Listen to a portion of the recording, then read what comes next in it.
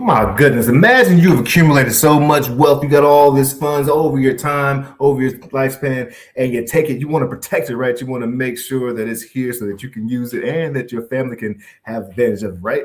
You put it in your safe, you close up the safe, and then you walk away, and guess what? You never do. You don't lock the safe. Furthermore, you don't even give instructions on how to open the safe if you did lock it, or how folks in the future are supposed to use it.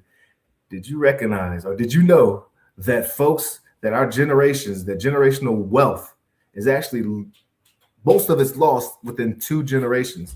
And it's very similar to folks collecting, gathering funds, putting it into a safe and not locking it up and providing structures for the future, or putting it into putting all your water in a bucket and knowing that there's like small little holes that are going to come out of the bucket. We need to be able to have ways to preserve, to close up, instructions on how to use that tub and that water, crashing all the metaphors together, right? So today we're actually going to talk about how you can make sure that your family gets to protect, gets to grow this wealth that you are generating.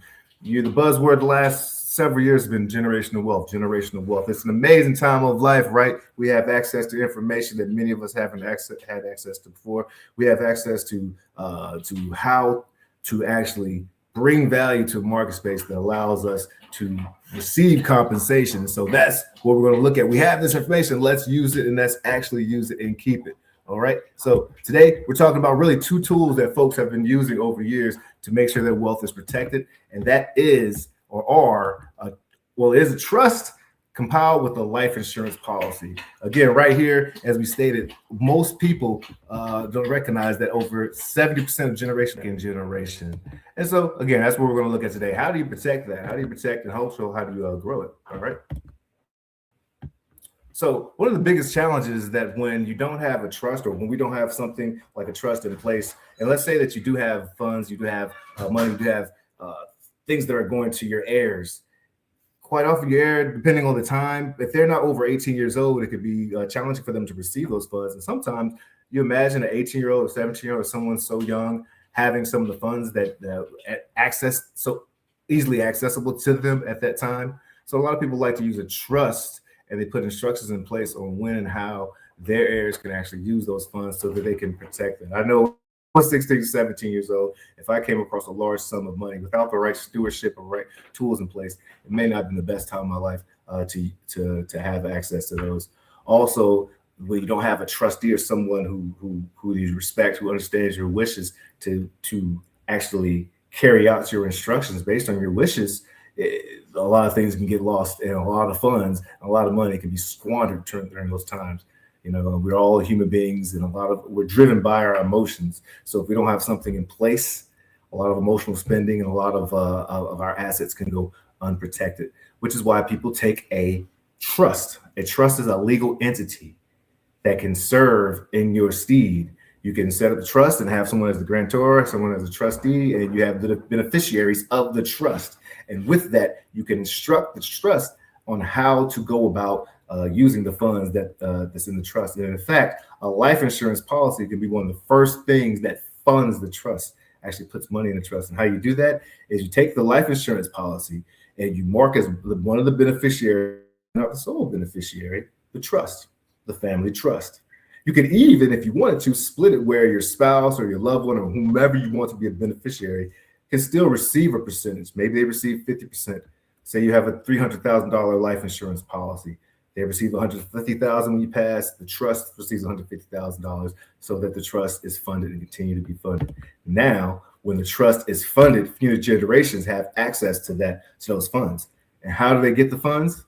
Well, you tell them how they receive the funds by the instructions you place in the trust. The trust is like your Bible, your family constitution, where you tell folks, this is how we can access, this is how we can manage, this is how we can change in the funds and things in our trust.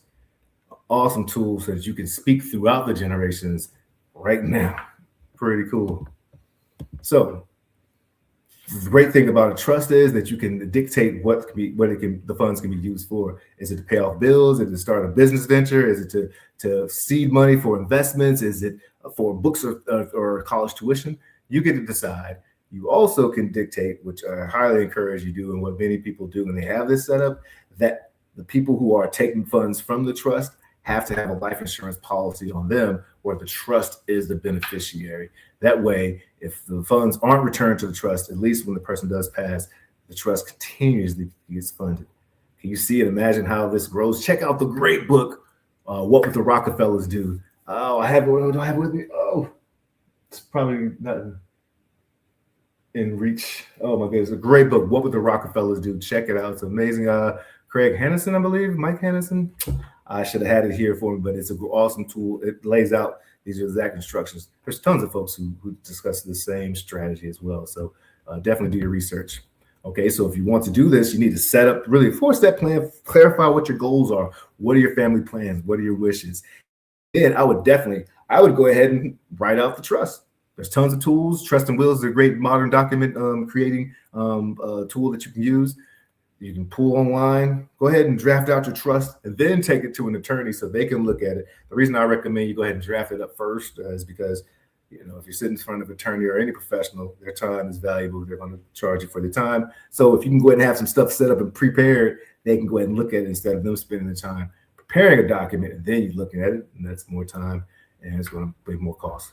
All right. And then they'll set the trust properly, make sure that thing is set up properly, make sure it's recorded properly, make sure the lock is actually locked in and you're good to go, and make sure it is actually funded with life insurance, that you have life insurance policies where at least a portion of the beneficiary, the trust gets a portion of the death benefit. Okay.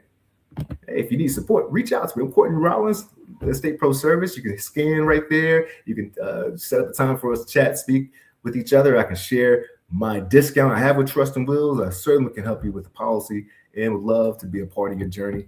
Check out the ITE Life and Transitions Experts YouTube channel and Facebook group.